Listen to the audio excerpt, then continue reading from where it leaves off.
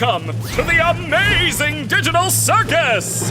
My name is Caine. I'm your ringmaster. Yes, folks, the time has finally come.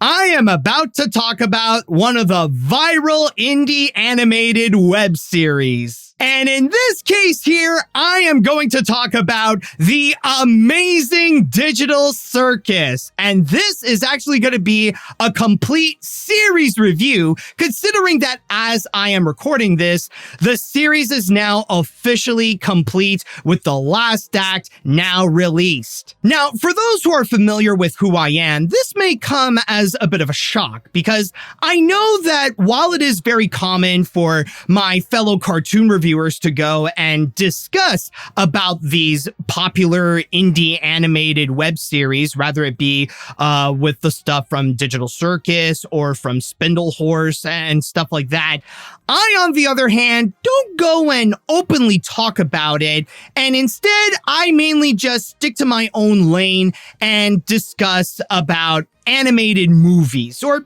generally I talk about animated movies and review a few miscellaneous things here and there, but now it's the time that I go and make an exception. And to be quite honest, this is an exception because this is actually a Patreon request where someone did ask me to review the Amazing Digital Circus. And with the release of the last act, I figured, well, why the fridge not? This is the perfect opportunity to do so. My, it appears a new human has entered this realm! And for those of you who are wondering why is it that I'm not as open, whether it be with my videos or even on social media in general, to go and fully discuss about these indie animated shows on the internet, whether it be from Glitch Productions or Spindle Horse and stuff like that, well, stay tuned because I will be revealing it a little later in the review. And trust me, I have a reason.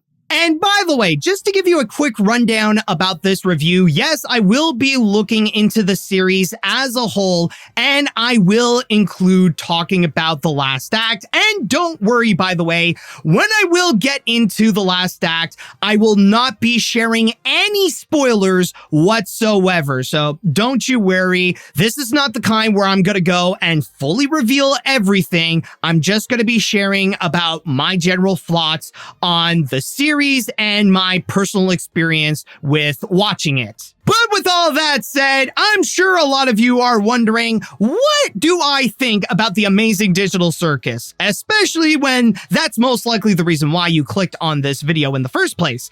Well, if you really must know, well then, as I always say, let's find out. Since you're new around here, we're gonna make it a simple in-house adventure to warm you up to how things work around here. So if I could go and quickly describe what is the Amazing Digital Circus, well, this is a series that is created by an individual named Gooseworks at a studio named Glitch Productions. And in there, it's about a bunch of characters who are in this digital world, or this digital circus, if you will, that is run by an AI named Caine, who would go and send them on these crazy, wacky adventures. And the main thing about Digital Circus is actually about discovering this world. It's about uncovering all the different secrets, because the Digital Circus is almost like this Mario Party type game in a sense, where it has all these different themed areas where the characters would go and get into. But then at the same time, there are those, especially the protagonist Pomni, who would go and find some of the problems that are within. And as lighthearted and goofy as it can be, it can also get very dark and mysterious. So I'll even say right now, it definitely knows how to play with many different tones. I know you guys love your NPCs, but if I start losing track of who's a human and who's an NPC, who knows what could happen? And from there, I'll just say that's actually a great thing about the story is that it does center around the world building. It really is about this digital circus and the secrets that are within, especially when the characters want to go and find a way to go and escape it. If there's any way that they could return themselves to the real world instead of just being stuck as their weird, quirky avatars throughout and just continuously doing these weird adventures where it would go and mentally scar them in several of the cases. It definitely is fascinating. And again, this is especially the case when it comes to the tone of it, because as much as there are times where they would show what is happening on the surface and you would see all the different themes that are going on that Caine would go and develop for these characters,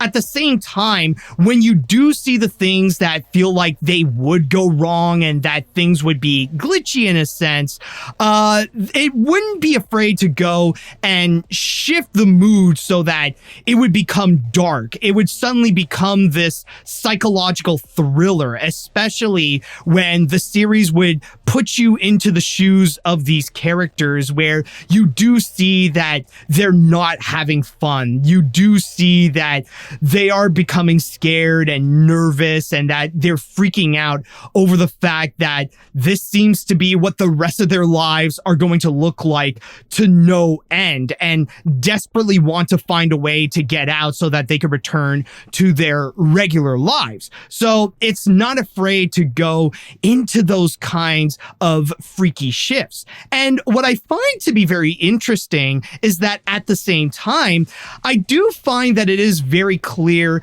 of what's at least some of the inspirations come from in this. And I feel like there are definitely two that really stand out for me. Alright, so I've got an adventure where you all tour my amazing magic chocolate factory and get killed off one by one from OSHA violations. One that comes to mind is Charlie and the Chocolate Factory, or at the very least, the Gene Wilder movie, you know, Willy Wonka and the Chocolate Factory, where there is this vibe where you're going into this whimsical, magical world, but there are also some dark secrets where the characters may actually be in danger, except in this case here, you could see where it would go and double down in terms of the mood, where anything that is whimsical, it goes all out in being goofy and silly. And when it comes to the components that would feel pretty dangerous or that it would go in a dark direction, it would really lean in on that dark element right there. So it really is a lot more of a chaotic Willy Wonka, and not to mention that there are some clear elements that do feel like references, especially when you do have Caine that is like the Willy Wonka in this world, and what the characters would have to go through. Well, some of their punishments can often be described as Wonka-esque, where these would be like the kind of traps or obstacles or problems that the kids would go and face in the chocolate factory. I'm not just gonna be forced into this stupid adventure. You can shut up now.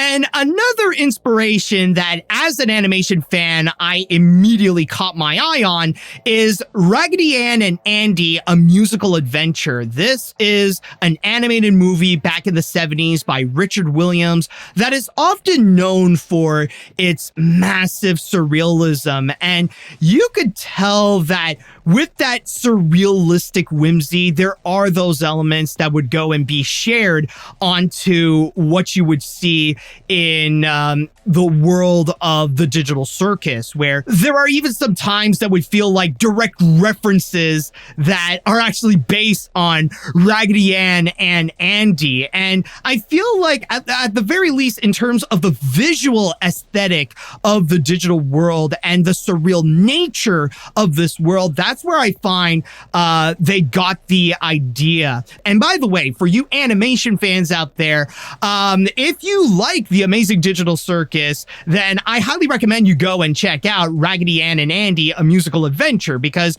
some people could go and even say that it is the OG Amazing Digital Circus, except instead of being in this like video game like world, that one is more based on toys. But still, though, either way, Raggedy Ann and Andy, A Musical Adventure is worth checking out. And especially with the popularity of Digital Circus, I think that movie deserves to have more attention, especially if you want to see where some of those ideas came from. Heard nothing. I'm heard enough. Packages landing on my head, tea parties, dancing lessons. Heard nothing. I've been heard enough. Packages landing on my head, tea parties, dancing lessons. So that's one of the major things that I really like about the story. It's about discovering this world and discovering its secrets, especially with how it was created, and that the more you get into it, the more mysterious that it would go and turn out to be. And that's a big part of what actually makes it engaging. You want to know more about how this was all developed, how this was all created, and especially if there is a possible way for the characters to go and escape. So it definitely catches you in terms of not just the fun, whimsical aspect to see all the different creative worlds, but also in terms of the thriller aspect where you want to know the dark secrets of this digital circus. But please, keep it discreet. If Caine catches on, I doubt he'll ever let us get this far again. But on that note, by the way, since I did talk about the thriller aspect, I might as well go a little bit also into the lighthearted aspect and just mention about the comedy. I know that it's not necessarily the highest priority, but of course there are times when they would go and deliver some gags here and there. And one thing I will say is that it is very noticeable that this is like Gen Z style comedy. I feel like this really is the type of humor that is very influenced by social media culture, and especially in terms of the timing, that these feel like they would be based on memes or how certain online personalities can be. Like, of course, two standout ones are the Fish, you know, the ones that are voiced by Zach Hadel and Sir Palo. Their moments are definitely hilarious when they do show up, and it's mainly because of their personalities that they would go and deliver. And especially when it comes to playing with timing, this is a series that does play a lot with timing, where there are some moments that can be snappy, or it likes to play with long pauses, or they love to go and immediately interrupt. So this is very much Gen Z style humor, and very, I guess you could say, social media based humor. And for me personally, I do find that it's not its strongest element, but I feel like there are more hits than there are misses. Like, there are definitely some parts where I do find it can be funny. So yeah, like I said, not the best thing from the show, but considering it's not the highest priority, the fact that, you know, there are more than not that do work, you know, it's like a nice little addition to the show.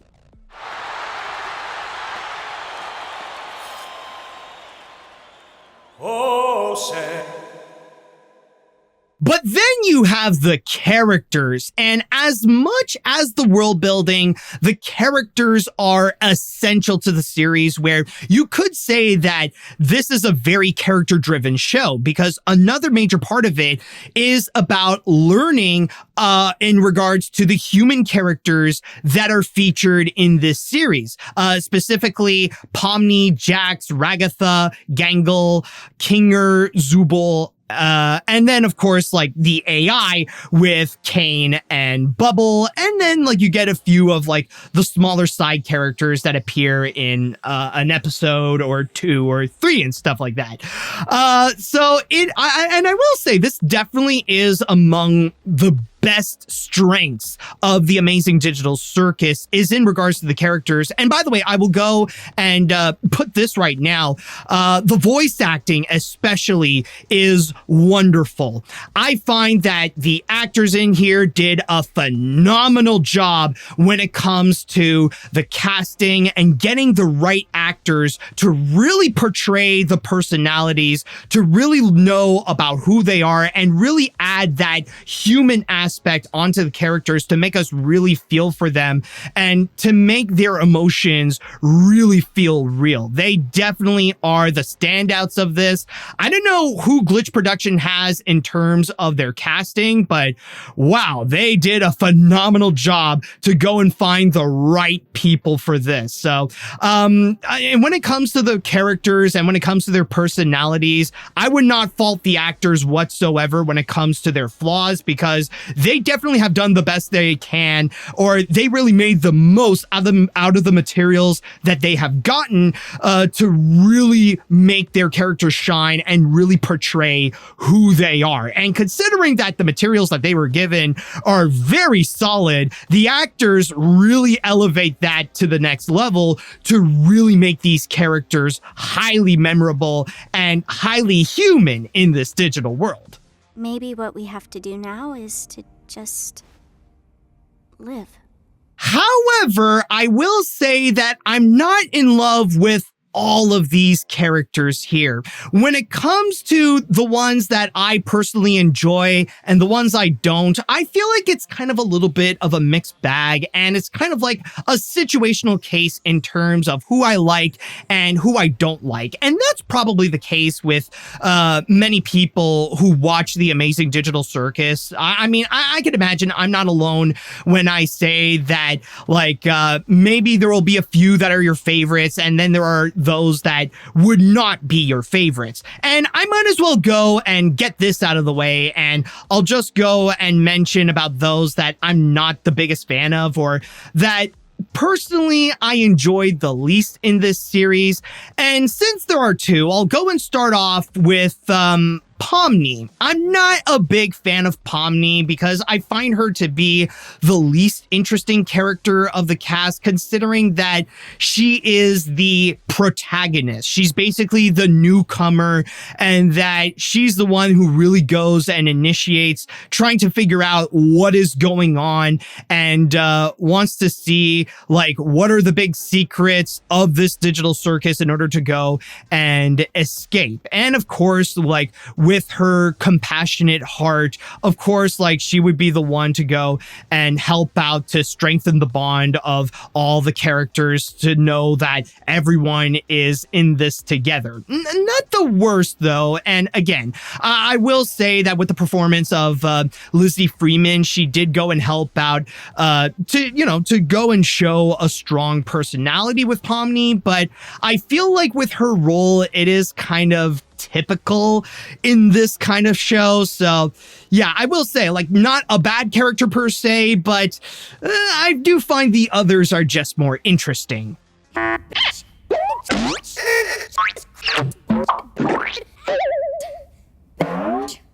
Oh my god. And then there is another character that I will say I don't like, and fair warning, this might be a hot take because I know that this character has their fans, but I wouldn't say that I'm one of them. I just don't really like Jax. I know there are going to be fans out there who are going to argue that, well, that's just his personality and that's just part of his charisma and stuff like that. And I get it. And I know there are people out there who love him for that. And that's perfectly fine. But for me personally, I find that Jax is like if you take Bugs Bunny and you make him lean way too much in terms of the snarkiness, sarcasm, and being cynical all the time, to the point that he just becomes more unpleasant and mean-spirited than actually funny. I don't actually have a good time when I would go and watch him or see his antics or when he would treat the others poorly. I don't really have a good time with it. And not to mention, yeah, there are going to be those those moments where he would get his comeuppance, or there are consequences to his actions, or when you see him really screw up. And in those times, I don't feel that sympathetic for him. I just feel like whatever consequences that he gets, well, he pretty much deserves it. So I will admit, I'm not really that much of a fan of Jax. I mean, I'm not saying that it really ruins the show for me. I'm not saying that Jax is a significant problem to the point that the show would be better without him. I just find that he leans a little too much on the jerk side to the point where I just don't really like him and I don't really care for him during the series. There's nothing more to me. So please, just stop looking. Now, before you go and get upset, hold on a minute, because to go and compensate for that, I could go and immediately tell you about my favorite characters. And just like with the ones that I don't like that much, I actually have two that I can immediately go and say are indeed my favorites. And the first one, I will say, honestly, it's no surprise. And I even had a feeling when coming in that I would really like this character, and it turns out to be true, is actually Caine. I have a lot of fun whenever I go and see Caine. The best way to describe him is if you take Genie from Disney's Aladdin and you take away his moral compass, where you just make him completely chaotic all throughout. And I'd even go as far and say that a good portion of the comedy that works mostly belongs to Caine, and especially with his crazy attitude, and especially trying his best to go out and make this fun adventure for the whole cast out there. It really is a lot of fun, even when it feels like he would be extremely dangerous. He's just a wonderful character. And no, I am not just saying that because Caine cannot take any criticism whatsoever, and he will torture anybody who would go and say a bad thing about him. I genuinely feel like Caine is such a fun character, especially with that great performance by Alex Rockin. I think that's how you say his name. I could be wrong though, but still though, the best way that I could go and describe Caine, and honestly, this sounds like a crazy comment, but I feel like it's definitely true, that Caine is the closest that we got to a performance by Robin Williams without having him actually be Robin Williams. This is the most fantastical moment of my... But then there's the second character, and I gotta say, this one is actually my all-time favorite, and I'm actually quite surprised that I really like him that much, and honestly, it's Kinger.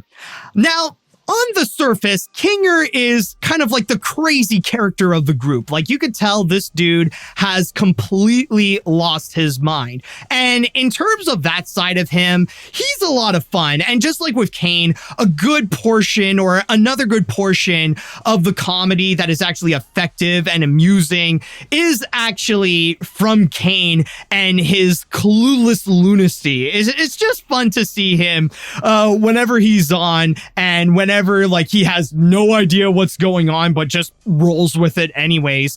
But then the more you get to know about Caine, and the more that you learn about the other side of him whenever things get dark and suddenly some senses have actually returned to him, he's also one of the most heartfelt characters. Then you see that other side of him that is very compassionate and very caring, and you really learn a lot about not just who he actually is even before going into the digital circus, but you also learn about his role in the digital circus and how much he actually plays into this, or actually is a part of it, to the point that I don't know if it's major spoilers to say that he is actually one of the people responsible for the digital world to begin with. So whenever we do see Caine, rather it be in terms of the dramatic side, when there is more sense into him and we see him helping out characters like Pomni or Ragatha during their darker times to help cheer them up and to encourage them, or rather it be when he's crazy and doesn't have that bucket in his head, and and when he just loses his mind or just like feel like completely clueless, he's a lot of fun to watch. Honestly, I really love Kinger, and I would say for me, he truly is the standout of the series. I guess I just have a resilient mind. However, there is one thing that I will say in regards to the characters that I personally find to be my biggest criticism of the Amazing Digital Circus. And this is much more than just not liking certain personalities like Pomni or Jax. This is one thing that I feel like it holds the series back from being something that can actually be greater. And that is in regards to the fact that with these characters, I do admire how they have so much depth, how they have so much complexities in terms of their personalities, their arcs, their psychology, and all that kind of stuff.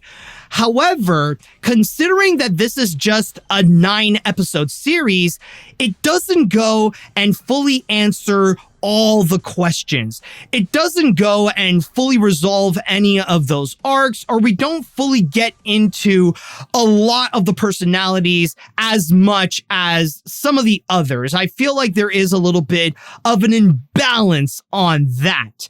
And I'll even say now, this is not just in terms of the characters, but I even would say the same thing with the world building as well, where not all the questions have ultimately been answered, and not even the last act would go and answer all of those questions. And the best example that I could think about in terms of this criticism is actually with Ragatha and Zubul.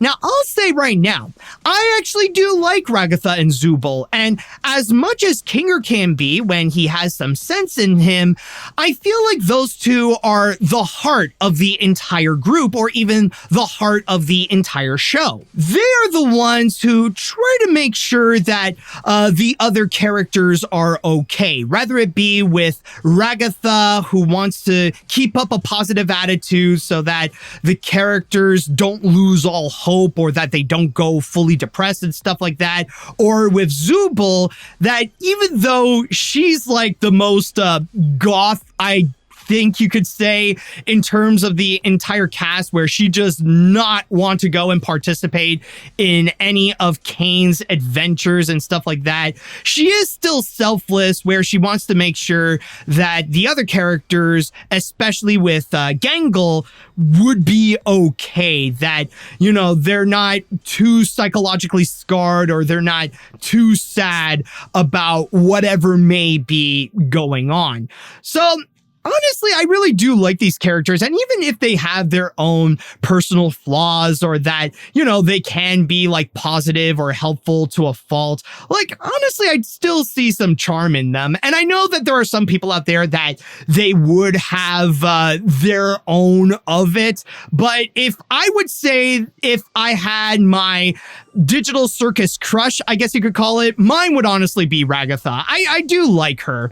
But with that said, though, I feel like with both Zubul and Ragatha, they don't get the spotlight as much as some of the other characters.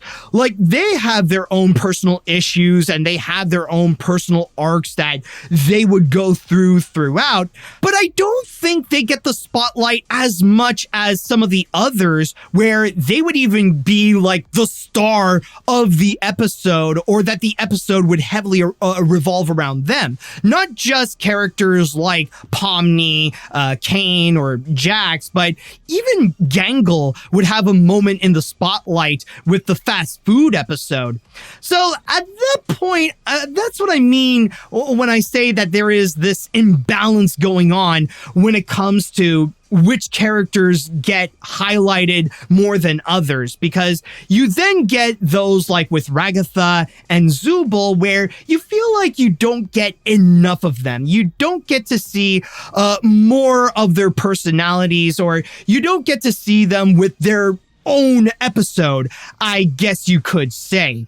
I believe this could have been resolved if the series went on for a little longer. Like, if it had just 3 more episodes, give or take, where they could go and just tie up some of the loose ends, and they would go and spotlight some of the other characters that didn't get their own episode per se, like either Ragatha or Zubul. It would have improved upon those criticisms where they don't feel as prominent as before, because I will say this, this is a series where you're going to be coming out where you may end up with a few more questions that would be left unresolved than actually answered. Even though most of them will be answered, there will be those, however, that will still remain a mystery, mainly because the series would just go and bring it up and then would never go and bring it up again.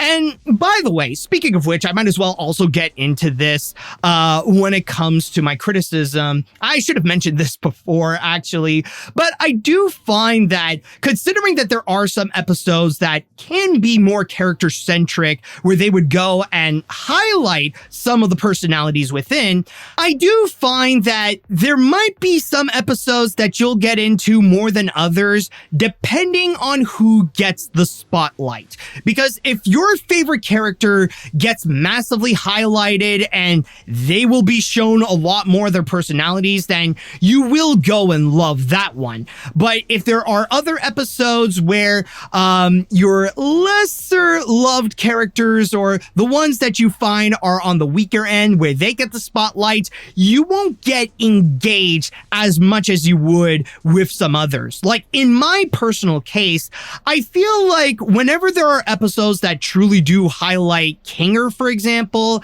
those ones, I remember them a lot more and I actually do enjoy them more.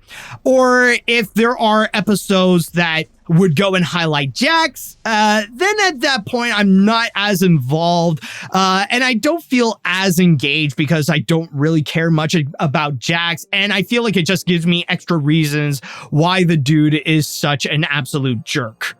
So I know this one is going to be very subjective, but I feel like this is going to be a case-by-case basis where, depending on how much you love certain characters, if they would go and become very prominent, then you're going to love it. But if you're not into these characters, then those episodes in particular probably won't mean much for you. So I guess the best way to go and describe the characters and their roles in the entire series, I feel like with those episodes, some results may vary. It's either you're really going to be fully on board with it, or you may not as much. Oh, Zubul, you mismatched cash piano, I'll tear you to pieces! Constructive criticism would be greatly appreciated. And of course, since this is an animated series, we gotta go and talk about the animation. And I gotta go and say this right now.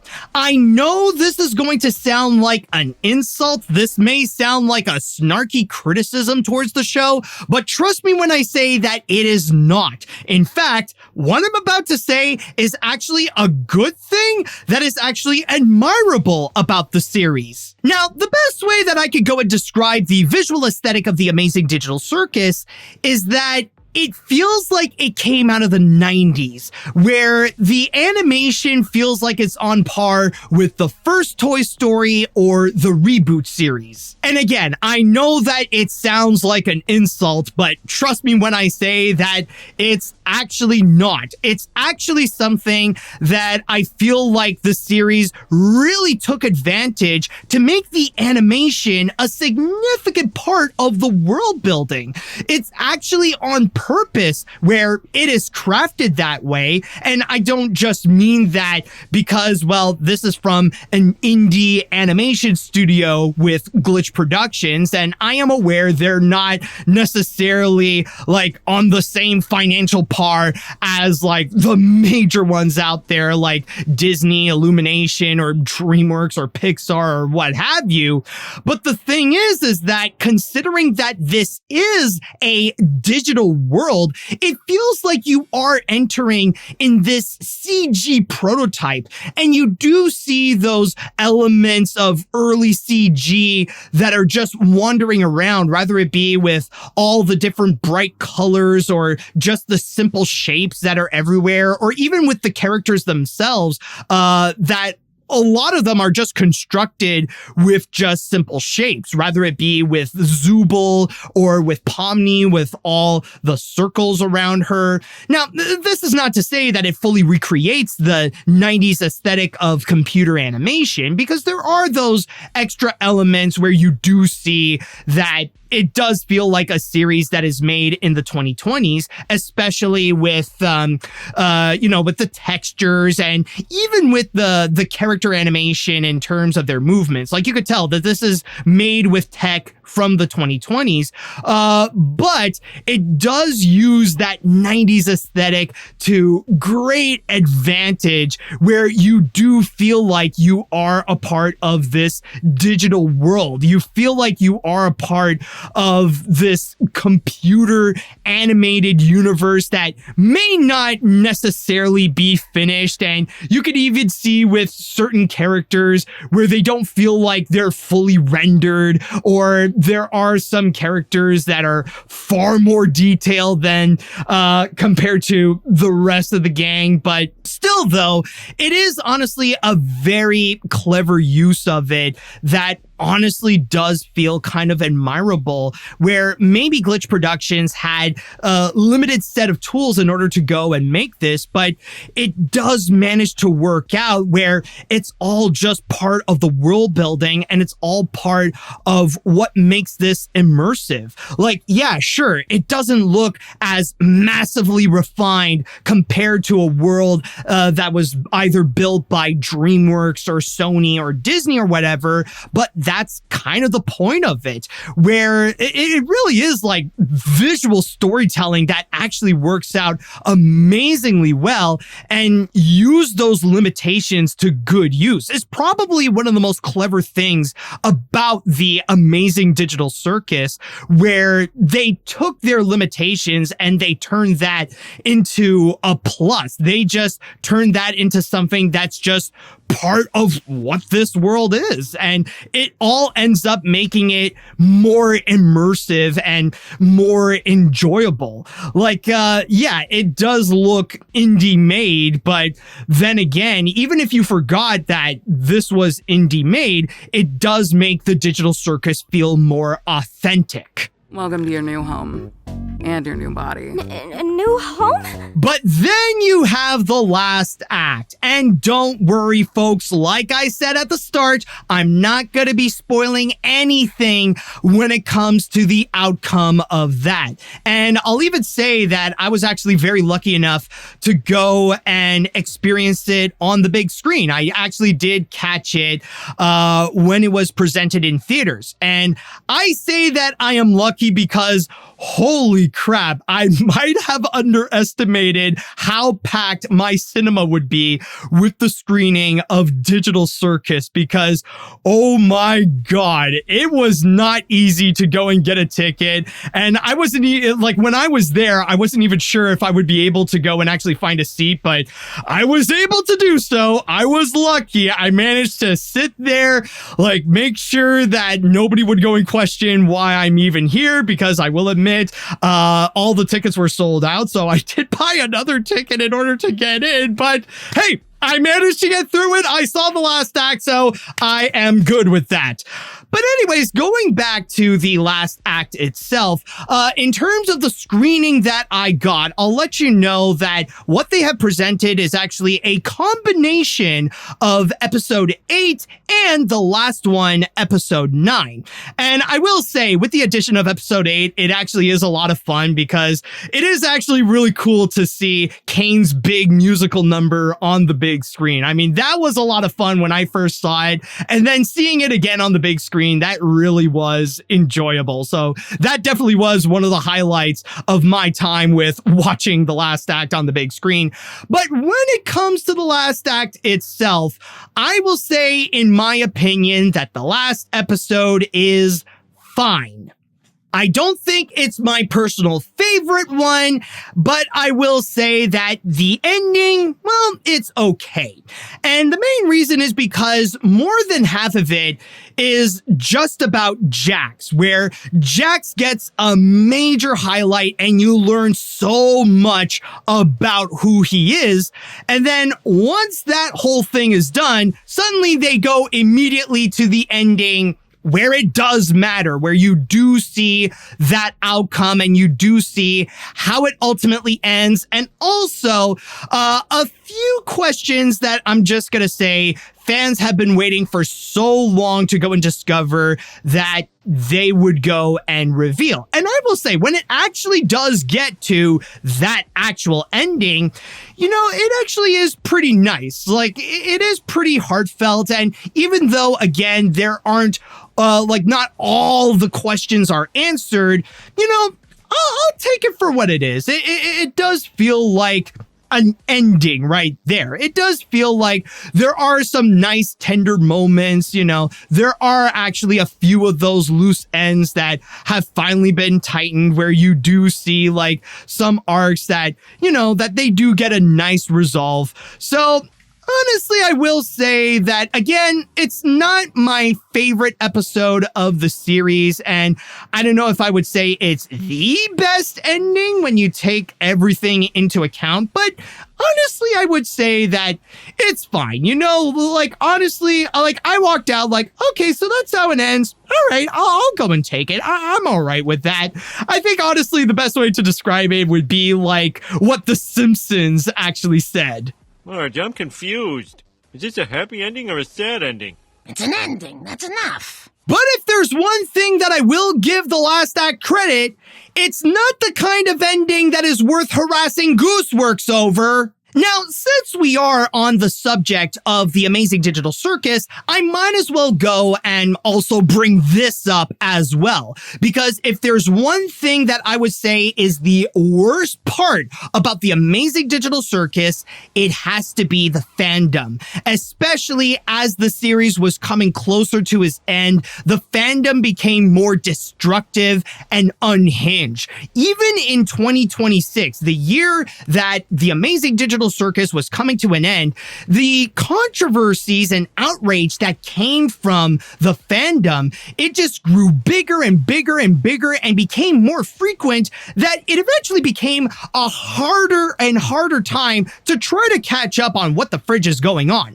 Now, I know that I have talked about this in my podcast, but I might as well go and bring in a little bit of a recap on what has been going on, because in 2026 alone, you got the fandom outrage in which fans got so upset over Gooseworks revealing some creative decisions in regards to the later episodes that they harassed her so badly to the point that she had to go and quit Reddit altogether.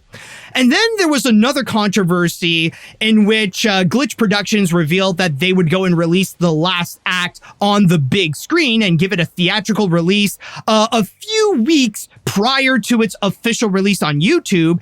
And there were some fans who did complain that they might end up getting some spoilers prior to the official release on YouTube. So some fans were just not happy with this big monumental moment that Glitch Productions was doing with the Amazing Digital Circus.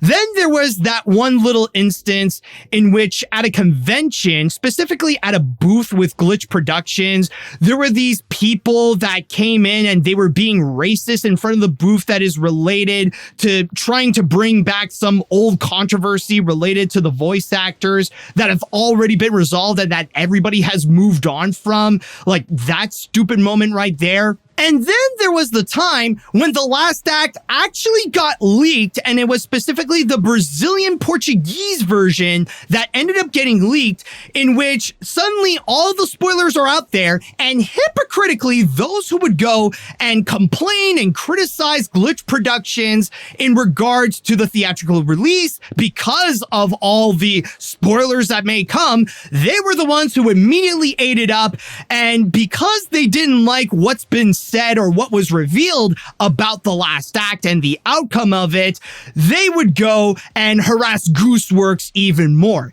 And this is why right now we see Gooseworks pretty jaded and that she wants to go and move on from the Amazing Digital Circus altogether. Maybe I am wrong, but it's almost like Gooseworks doesn't care about the Amazing Digital Circus and wants to distance herself from the show altogether because of the fandom toxicity.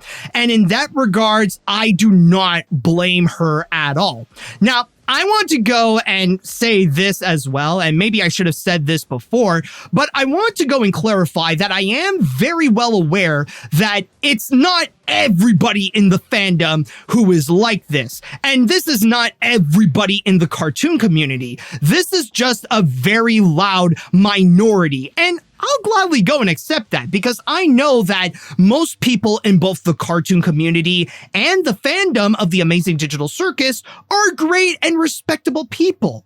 But the big problem is that when it comes to that particular toxicity, it is still proportionate and loud enough to be both destructive and cause some negative consequences, like of what we have seen in terms of the treatment of Gooseworks. And my God, I feel so sorry for Gooseworks for what she has went through because of the treatment from the toxic fans. She did not deserve that whatsoever. And it does highlight a significant problem when it comes to not just the fandom, but when it comes to the toxicity of the cartoon community, that there is some bigotry going on that some people don't want to talk about. That the toxic side of the cartoon community does have some misogyny and some transphobia going on when they would go and prominently attack female creators, especially indie female creators, because Gooseworks is just one example. Like, I don't even want to get into the whole subject of Vivian Medrano and the whole online discussions about the Helliverse, because the thing is, that thing is much more of a hell than the hell in those shows.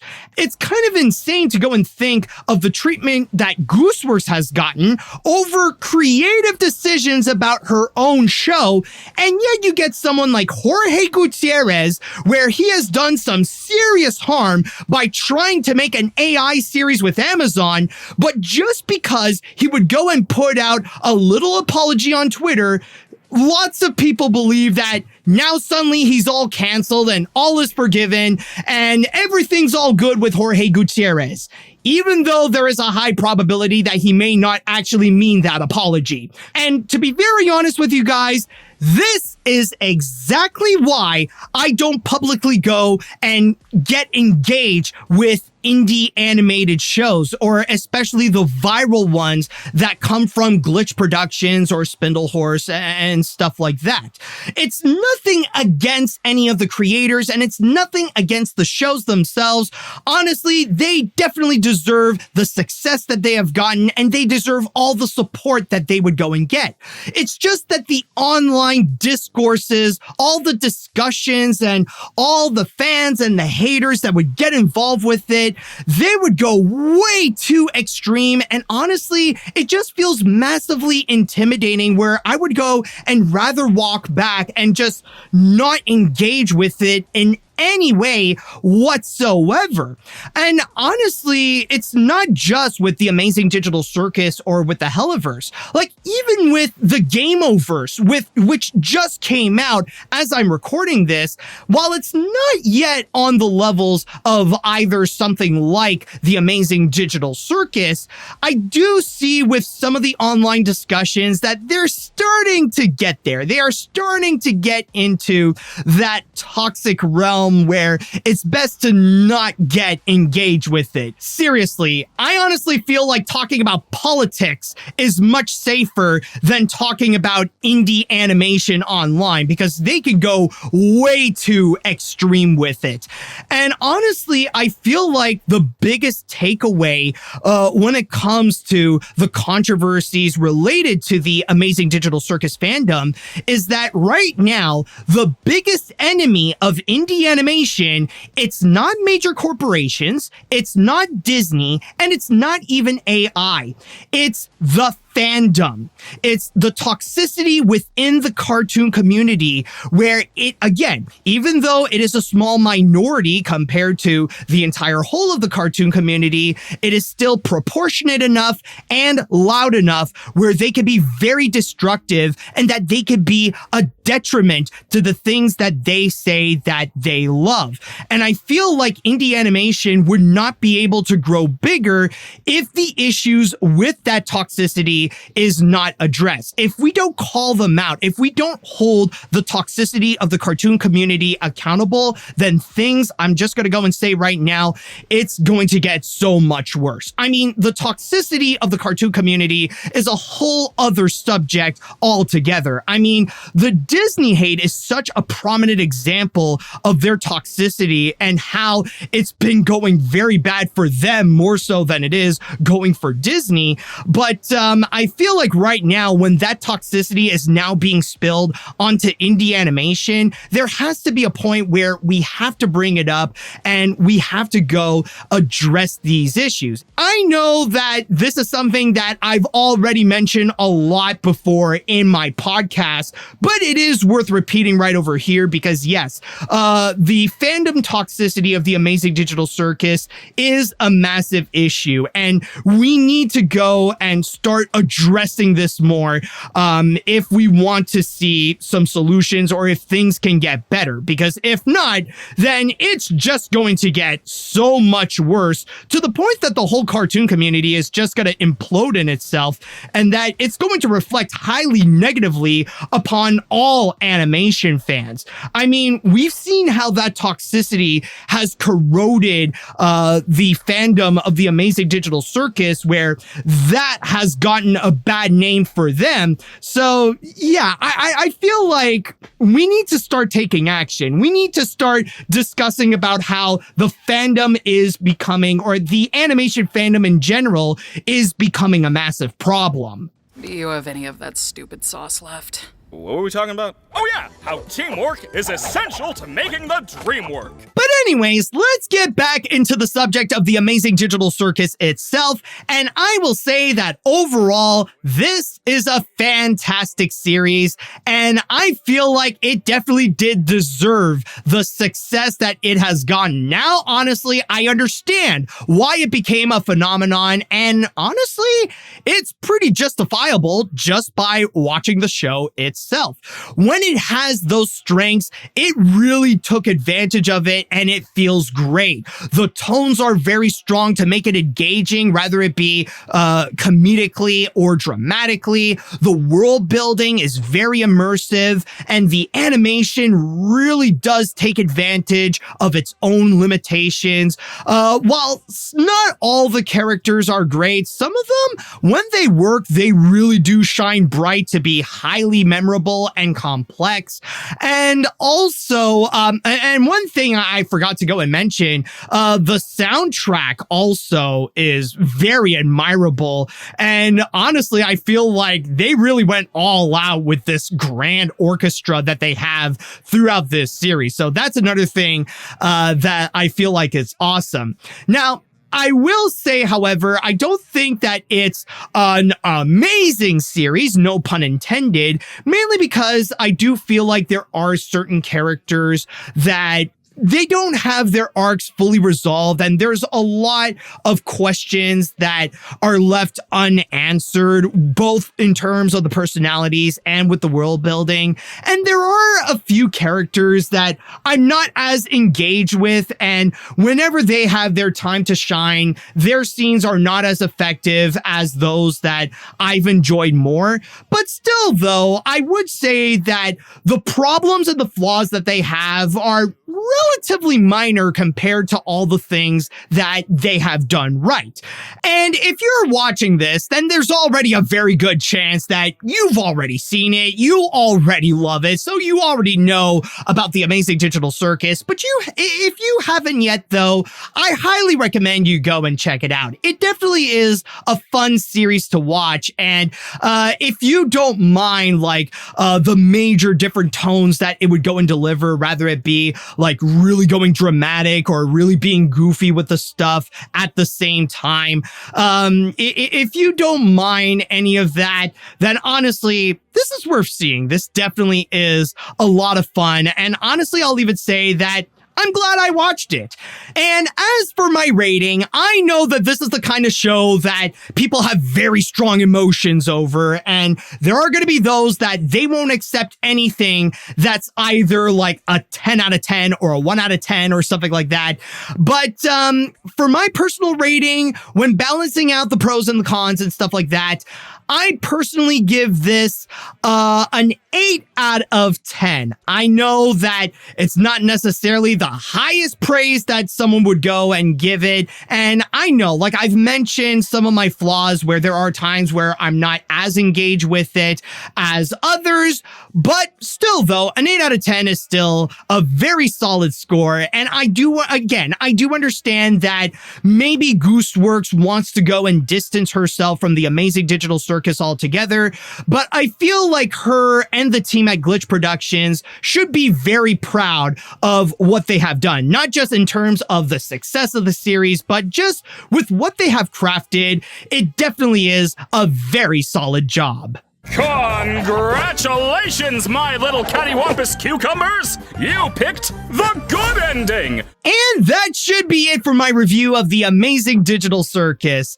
And before I go, by the way, I just want to go and give out a huge thanks to Ryan Walterson for his amazing support on Patreon that allowed him to get some amazing rewards, including but not limited to watching my videos before anyone else and getting this review of the Amazing Digital Circus. So, if you want to be like Ryan, then all you have to do is join me on my Patreon at patreon.com/animat.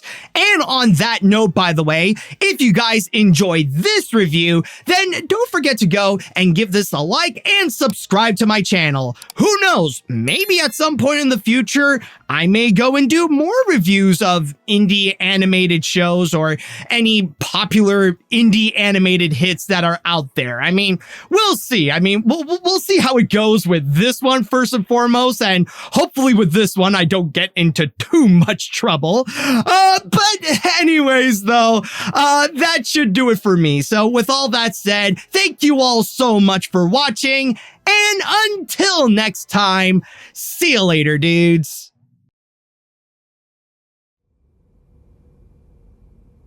Holy shit.